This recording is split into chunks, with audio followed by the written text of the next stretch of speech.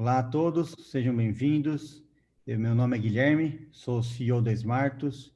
Estamos aqui hoje, mais uma vez, dentro do nosso quadro Startups pelo Mundo. É um quadro em que nós entrevistamos startups em todo o mundo, já entrevistamos 15 startups, e hoje teremos o prazer de entrevistar o Aakash Ravi, que ele é uma startup baseada nos Estados Unidos, o Spaceti. Meu nome é Guilherme, como eu já disse, sou CEO da Smartus. A Smartus, para quem não conhece, é uma empresa que cria, consolida e distribui conteúdo e informações relevantes para o mercado imobiliário. Essa entrevista ela será em inglês, então eu só estou falando essa introdução em português para você que chegou aqui meio desavisado. E ela vai ser então gravada, e as legendas, ela vai ser colocada legenda em português dentro do smartusplay.com.br, isso aqui que está atrás de mim, para vocês as podem acessar futuramente. Então, olá para você que está nos assistindo no Smartus Play, convido a dar um like nessa live e se inscreverem no nosso canal para mais conteúdos, além de compartilhar com outras pessoas que podem eventualmente se interessar. Agora já vou passar por inglês e peço licença a todos vocês. Hi, Akash. Thank you very much for accepting this invitation and for joining this project of sharing the information and the knowledge of startups around the world to a broader community of developers, a broader community of the real estate market, so we can improve the real estate market in general. My pleasure. Very nice to be here. Well, Akash, I'd like to start asking you, well, about you. Tell us, please, about your experience and background. Of course. So I, as you can see, I'm originally from India. I was born in India, and but I've only lived there for about 2 years. Since then, I've moved around to a few different countries, to Japan, to China, to Singapore, to the United States, to Europe, in the Czech Republic. Unfortunately, not yet to Brazil, but hopefully sometime in the future, that's coming up. So, my background is quite international, and I've educational background in mathematics and computer science. So bringing kind of an outside technology view into the real estate industry, and really trying to improve it using technology that's implemented properly and implemented so that it benefits the stakeholders and the operators of buildings. Excellent. And well, talking about your company, why and how your company was created, in the sense of what the problem you try to solve? Yeah, I think one of the things we realized when we started Spaceti about 4 years ago was that there was a big gap in the real estate industry, where there was a lot of interest in implementing data collection in buildings via sensors and analytics and so on. But there was a lack of implementation because the systems are so difficult to put in, requiring complex wiring and cabling, and really difficult to manage as well. So our goal really was, and it was not very well interfaced in terms of the user experience with the actual users of the building, both the property and facilities managers and the occupants. So our goal was to really create a vertically integrated solution with sensors, analytics platform, and also user-facing interfaces such as mobile applications or tablets or kiosks, and help the people inside the building manage and also use the facilities in the building a lot more efficiently. So this goes everything from analyzing the occupancy or air quality in the space. It goes to navigating indoors using an application, goes to reserving spaces using an application. So really creating first of all, a vertically integrated solution. So not having to put together different pieces, not so that every building owner didn't have to be a systems integrator trying to put together hardware and software and build everything on their own, but really to have everything under one roof. And then also to give the proper interfaces to people so that they can use that data to make the right decisions. Excellent. And if you want to buy a product from you, what does your company actually do in terms of products and solutions? We provide, our main products that we provide are analytics of different data points in the building. So we're able to collect data via sensors, either our own sensors or third-party sensors, aspects like occupancy and well-being and parking utilization. And so it means that from well-being perspective, it's levels of temperature, humidity, or CO2. And this becomes really important to understand, especially in this environment that we're in, how the indoor environment is affecting the health and the immunity and well-being of people, both in the short term and long term. So for example, it's been proven that a level of CO2 higher than 1,000 ppm means it's similar to coming into work having already drank 3 glasses of wine, which is, I think, quite an interesting comparison. So it really proves that the well-being can affect both the strategic decisions that people take inside buildings, and also in the long-term health, or affect the health and well-being, health and immunity of people as they spend more time indoors. So that's from the well-being and air quality perspective. From the occupancy perspective, we're able to collect data about the utilization of different spaces in the building, everything from meeting rooms to common areas, and even parking spaces, and really to give this data to building managers and corporate tenants so that they can make better decisions how to use their space. If they want to transform from a fixed office to a flexible office, how can they do that a lot more efficiently? How can they do change management and communicate this to their employees? So a lot of these data-driven decisions that were previously done without any data, we're able to give them real accurate data using sensors to do that. The second product we provide is user-facing interfaces. So we have combinations of mobile applications, tablets, kiosks that can be placed outside meeting rooms or in the reception, or of course, in the case of the mobile application, given to the hands of the people so that they can easily, for example, when they come into the office, find a free parking space, or they can find a free place to work. And at the same time, they can reserve that space for specific hours in the day. They can reserve parking spaces, work desks, meeting rooms. So really giving people the power of the building in their hands. And then also integrating with the actual systems of the building, such as the access control systems or the building management systems, so that people can open the gates of the building or control the temperature and the lighting using a mobile application, rather than having to have everything in separate systems. And especially now with this pandemic we're in, there's going to be, I think, a big push toward having touchless interfaces. So being able to do things previously that you'd have to touch something, and now being able to do that with just touching your phone. I think you're gonna see a big adoption of that as well. So those are the two main products that we provide that we find are really beneficial for our clients. Excellent. And in terms of technologies, what are behind your product? I see that you are trying to save space and time. So what are the technologies? Is it IoT, cloud? How do you conception of the product of your solution? It's definitely a combination. So we definitely have an IoT component that collects data from sensors. It's also in the cloud, of course, because the data is typically stored on our cloud. But of course, we can, if the client really wants to have it in their own premises, we can store the data there. But typically, we like to keep it on our cloud and analyze it. And we are, of course, compliant with all of the GDPR regulations, and data privacy is very important. So we don't own any of the data. We just process it and give you the insights. So that's, of course, it kind of falls under many things. So everything from cloud to IoT to mobile applications. And I think it's really important in the real estate industry that we don't get stuck in the technology kind of view, trying to package things into different groups, saying something is cloud, something is IoT, something is, some different technological field. I think it's important we'd rather look at use cases and domains and who we benefit. And, we personally are really focused on operators of the building. So we're not really focused on capital, investments, that side of the real estate industry. We're more focused on, okay, once you have a building or once you're leasing a building, how do you optimize it to its maximum potential? So we'd rather look at the domain of the real estate industry we're focused on, rather than the domain of the technology industry we're focused on.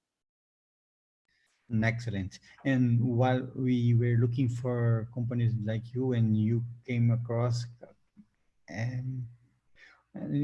I saw your company with very distinction, and it's very different company. But I'd like you to say what are the key points of differentiation of your company, and what makes you different. Yeah, it's a great question. I think, again, going back to how we started, the key problem we found when we started Spacety was that, first of all, there was no vertically integrated solution. There was no company that were able to provide a combination of sensors plus the software, the analytics, and the user-facing applications. And that's something that's really valuable because companies don't want to shop around for several different providers and hire a systems integrator to put it all together. And even today in the real estate industry, many companies are doing that, and it's horribly inefficient. It costs a lot more to deliver projects. So we're able to deliver projects that are a lot more stable, a lot more value driven, and focus less on the project management, which is really how do we put together a sensor provider and a software, which is not really what companies really want to do at the end of the day. They want to plug and play solution where they get the value straight away. So really our differentiation is the breadth of what we're able to cover under one solution, which I don't think there's any company in the world right now that's able to have a similar range of solutions. Wow. And well, of course, you must be a company that must be ahead of your time. So, what are the solutions and products you are developing and expect to have in the near future? Uh, well, we're really focused right now on how we can respond to this pandemic in the right way, and I think there's a lot of talk around, and I hate to use this word, the new normal, and what's the world is going to look like. So we're really focused on how we can adopt our solution to help companies respond to this change.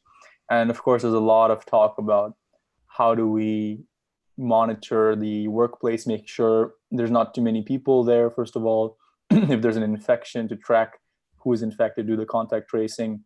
And the future is so uncertain right now that it's hard to say where the world is going to go and how the real estate industry is going to be in even 6 months, or even 3 months, let's say. But what we're really trying to do is to see how can we repurpose our technology that monitors occupancy to monitor the proximity of people in the workplace and make sure they're not too close to each other. How can we help companies plan their shifts to make sure, or how can we help buildings plan their number of occupants in their building to make sure not too many people come into the building at the same time? How can we help the facilities and property managers make sure that the indoor air quality levels are appropriate? Because, for example, a higher level of CO2 means that the rates of ventilation are naturally lower. And if the rate of ventilation is naturally lower, that means that the airborne disease is going to stay in the air much longer. So we're really focused on how do we adopt our solution to respond to this situation, because it's hard to think in this situation, it's hard to think beyond 6 months right now. So we're really focused on the next 6 months, what can we do to help companies, and how can we keep our current customers up and running and still deliver the value that we're providing them. Yeah. And which countries do you work currently in, and where do you plan to take your business in the future? We currently are in about pretty much every major European country, and also a lot of the smaller European countries. So France, Germany, the United Kingdom, Czech Republic, where our headquarters is, and we have a couple of projects in the United States where we're really looking to expand, and also in Asia. In South America, we're not yet sure what the industry looks like, and the main problem in South America is the purchasing power of, unfortunately, of the countries is a lot lower. So these type of solutions naturally are, as far as we've found, not the biggest priority, because they're, it's still something new, it's still something niche, it's a little bit more expensive. So I think operators in South America are more focused on the lower cost solutions, things they really need to implement. But we hope that in the future, as this becomes a standard, we can also deliver these solutions to South America, because of course it's a big population, and people are. I do think that South Americans are a little bit more also open-minded when it comes to trying new things versus some European countries, which are a little bit more kind of traditional and staid. So we do think that in the future, South America is a big market, but we'd like to give it more time to develop the perspective economically and see that there's real value in these types of solutions. Yeah, and hopefully you come to Latin America as soon as possible. Yeah, yeah, definitely. Yeah. Could you tell us about a successful case with a client of yours? Yes, I can definitely do that. On our website, we have many case studies, but most of the most successful ones are typically where companies have decided that they've either built a new headquarters or they're planning to shift to a new headquarters, and they need to understand how to do that properly. And typically, how this is done is based on a mixture of feelings, surveys, all of which is very qualitative data. It's not based on any numbers or real insights. And we're able to implement our solution in those spaces and analyze the levels of occupancy in different departments, analyze the levels of air quality in different departments, and then use those insights to decide, okay, maybe this department doesn't need as much space, or the air quality in this space is incredibly poor, maybe we should switch to a different landlord, or have a discussion, why is it so low and what can we do to improve it. So the major real estate decisions for corporate tenants before were really being made without any concrete data, and we're really democratizing the data and giving the data in the hands of these people so that they can make the right decisions rather than relying on feelings and surveys, which was what was being done before. So most of our successful case studies, and on our website there are several, are regarding companies that have either recently moved to a new space or they're planning to do so. Very interesting. And well, there is a question from the audience, and Leonardo asked, do you think workspace will change after what we are living worldwide right now, probably related to pandemic? SpaceX is doing anything different to adapt for this eventual new scenario?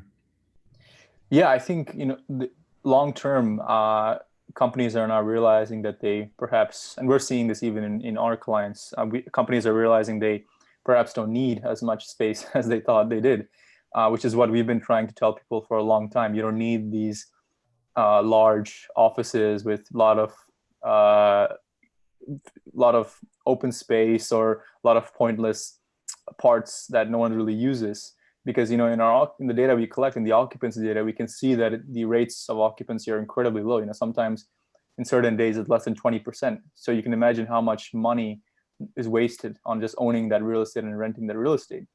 And now that people are working from home and companies are realizing, wow, we're almost as effective, maybe not as economically productive because of the travel restrictions, but in a pure productive sense, we're much more efficient, and perhaps we don't need to own as much real estate.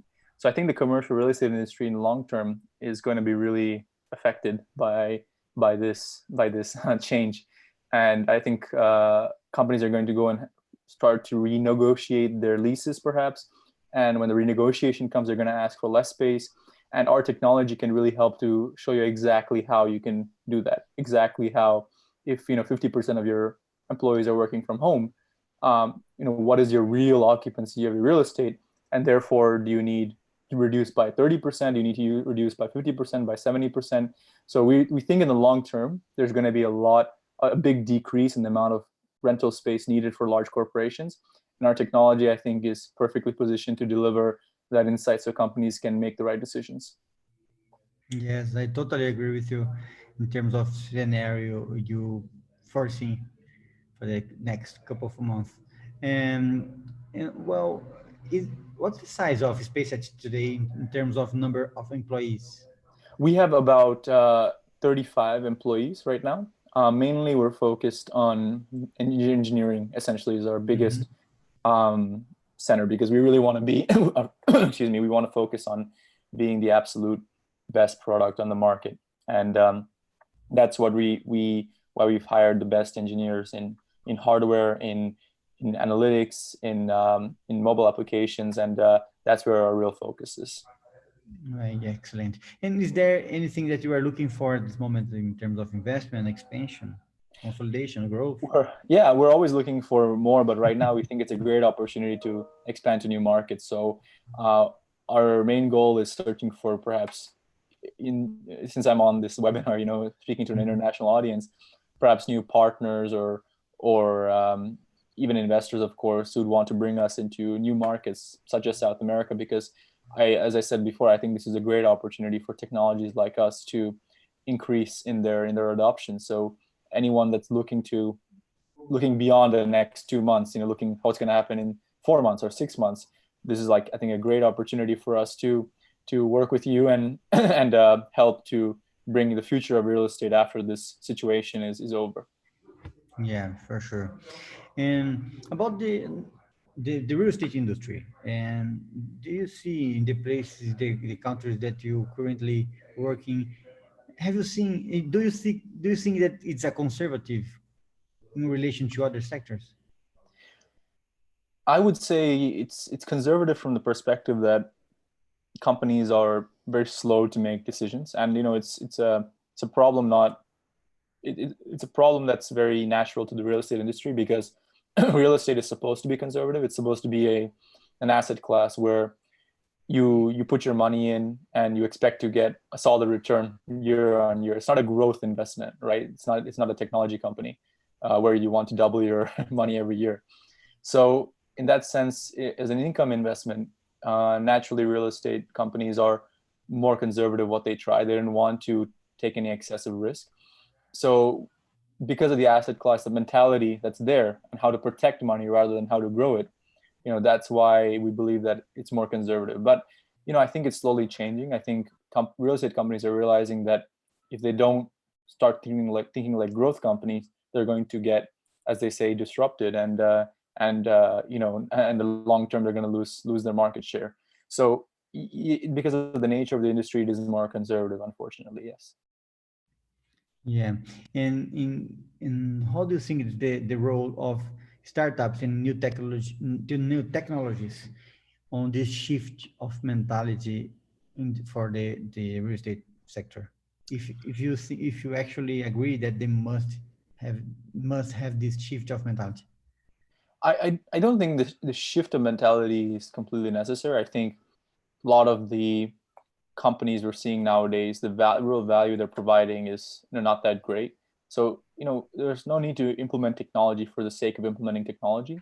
But the most forward-thinking companies I've seen nowadays, they have a very interesting way of working with young companies where they're willing to try it out, for a few $1,000s to do a pilot for a couple months, and just test it out, see what happens with the technology, see what you gain from it, and then to roll it out, farther, which is what has been happening in enterprise software for a long time. So from an enterprise software perspective, if real estate companies can just dedicate, half a full-time employee, or a quarter to try out new technologies, and dedicate several $1,000s to, 5 or 10 pilots, it's nothing for their bottom line. And, in this way, they can know what's happening so that they don't get blindsided. And at the same time, if something really works and it's not just, a lot of hype, they can start implementing and rolling that out. And in the long term, that's going to create a long-term value, and whether it's in cost savings or revenue growth, and, make sure that the real estate industry is not sticking to its, asset class, not being too risky, but at the same time being open to growth initiatives that could help in the long term. Well, excellent. And well, now I'd like to ask you about the relationship between small and mid-sized high technology companies with big corps, and what type of partnerships and collaboration you think that are most sustainable, both for big corps and small and mid-sized high-tech companies. I do believe that the most sustainable partnership is one that where the KPIs are clearly defined, like what we're trying to achieve, and at each stage there's some case study done. And our most successful partners have been, our clients have been those that each stage we have a case study, and you can view some of them on our website, where companies really see that the technology works and it delivers a proper ROI. And then they decide, okay, what's the next step? How can we expand? And not to just say, okay, we did this one project and we got good results, let's stop there, right? So I think the best partnerships are one where, once something works, you really have to double down on it. And I think the best companies in the world, speaking one out of my head, For example, Amazon, once something works, they try out many experiments and they've had many failures in terms of technologies they've implemented. But once they find something that works, they're able to put a lot of resources behind it, such as Alexa, for example, and really grow that investment into something that's world changing. So I think that's where I think real estate companies are lacking, and real estate industry in general is lacking, that when something really works, they don't have a plan for implementing it across a portfolio. And that's what I would like to see more, let's say, when it comes to corporations between startups and real estate companies. Interesting. And well, there is another question from the audience. As you mentioned, you lived in different countries and in continents before. How does experience of life shape your understanding about the market and the customer needs? That's the question. The guy is saying, the Lucas saying that he's sure each market will have a different vision about the best practice of the data use and the technology as well. Yeah, it's a very good question. I think I would say that in Europe, there's a lot more of a user-focused mentality than in the United States. The United States, and those are the two big markets where we operate, so I can only comment on those two. I'm not sure about Asia. We're very early in Asia, so I'm not 100% sure. But in Europe, I think there's a big focus on, there's always been a bigger focus on workers' rights and employee rights. There's bigger employee protection, there's more protection of the citizens, whereas the United States is more cutthroat, more, if you succeed, you succeed. If not, no, we're not going to take care of you, right? So in that sense, Europe is more focused on, okay, how can we use technology to make lives of employees better? How can we help people have a better day at work in buildings? Whereas in the US, it's more focused on how is this going to help our bottom line, and how is this going to help us make more money? Which, neither one is necessarily bad. It's just a cultural difference between the two. And sometimes I hope that in the future, these two things will converge, meaning that both the positive employee experience will actually lead to a better bottom line. And I think a lot of companies are realizing now that it's not just enough to have, an old brand name. You need to show how you take care of your people, because they have so many more options now than they did. And they have access to so many more opportunities globally. So you need to show that you care about your employees, and the workplace is one way to show that. The office that you bestow upon them is one way to show that. So I hope that in the future, we're going to see this convergence where the bottom line and the employee experience and workplace experience is more synchronized. Excellent. I have one last question to you. And if you could give one advice to big companies and another advice to small and mid-sized companies that are at the beginning of the innovation journey, what would it be? To big companies, I would definitely say the best thing you can do if you want to, and again, I say this very humbly, but just based on my experience, if you really want to improve your long-term growth potential with technology, you need to shorten the process of experimenting. And I think right now, real estate companies treat every project like it's they treat a $7,000 project the same way they would treat a $200,000 project or $1 million project. It's a long process. There's many people involved. You have to go through several committees, and it makes no sense because the amount of money involved is so much lower. And I would just like to see a more streamlined process. And I think some companies are actually doing this. They've realized this. There's a very interesting player in Hong Kong, Swire Properties, which we've spoken to a number of times, and they're very streamlined in the way they operate. They have a dedicated innovation division. They have a process for how they experiment with technologies. They don't take advantage of young companies, and they're very open about that, which I really appreciate. So if more companies can adopt that kind of experimental mentality and lowering the go-to-market for like small pilots, I think they would be in a much better position to evaluate what technologies work and what don't, and where they need to double down on. So that would be my one, let's say, request or advice to big companies.